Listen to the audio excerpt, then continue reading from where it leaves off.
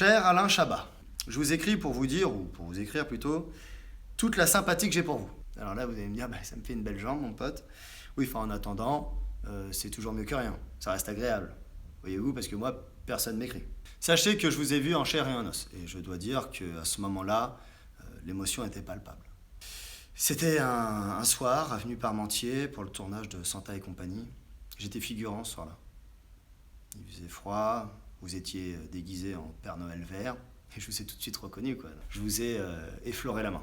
Enfin, je voulais même caresser, quoi, complètement, quoi. Pour détendre l'atmosphère. Vous le savez mieux que moi, les tournages sont souvent compliqués, l'atmosphère peut être anxiogène, il y a toujours une couille de dernière minute. En plus de ça, il y a Yvonne, la première assistante, qui a absolument rien compris à ce que vous lui avez demandé. Elle en revient 5 minutes après avec une bouteille d'Évian, alors que vous vouliez de la Saint-Pellegrino. Suite à ce geste, vous vous retournez. Et là, je vois un type qui vous ressemble. Et je vois bien que c'est pas vous. C'est-à-dire qu'il a la tête d'Alain, mais c'est pas Alain. Et puis il commence à m'embrouiller. Mais moi, je me laisse pas faire, mais je lui dis, mais attends, mais t'es qui, toi? T'as cru qu'on allait se faire avoir, sérieusement? Retire tout de suite ce masque d'Alain Chabat. Quoi? Oui, je t'ai touché, et alors? C'était destiné à Alain, normalement. Et puis là, j'apprends que c'est une doublure. Bon, la querelle est vidée, je m'excuse vaguement. Bref, je retourne à mon poste. Mon job, c'était de passer sur un trottoir. Toujours le même, d'ailleurs. On l'a fait 10 fois. Ça a pris un temps fou. Et puis, je me suis dit, merde, putain, ça se trouve, ils la refont à cause de moi. Bah oui, puisque comme j'étais figurant, il fallait que je joue un personnage de passant. Donc, automatiquement, il fallait peut-être que je me rapproche un peu plus du personnage.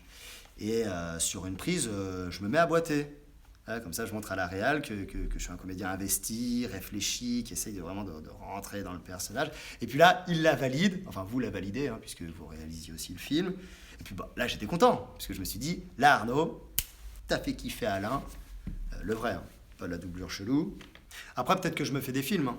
Comment savoir? Le mieux, c'est de se rencontrer, tout simplement. Pourquoi faire compliqué quand on peut faire simple? Bah oui, parce qu'on peut tromper 1000 fois une personne, mais on peut pas...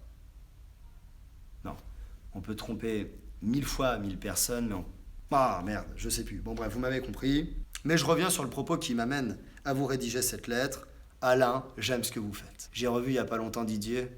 Quel chef-d'œuvre. Didier! Le goût des autres? Bon, bah là, on est carrément au-dessus des nuages. Hein. Rien que la scène d'introduction avec Gérard Lanvin, c'est une merveille. J'ai tout de suite le sourire aux lèvres. Et puis, La Cité de la Peur, mythique. Toute l'équipe des nuls, qu'est-ce que vous m'avez fait rire. Vous êtes également manifestement un excellent réalisateur. Décidément, il sait tout faire, celui-là. Voilà. Je me relis et puis je me dis, Arnaud, qu'est-ce que tu fais? Est-ce que ça a un sens? Est-ce que même ta vie a un sens?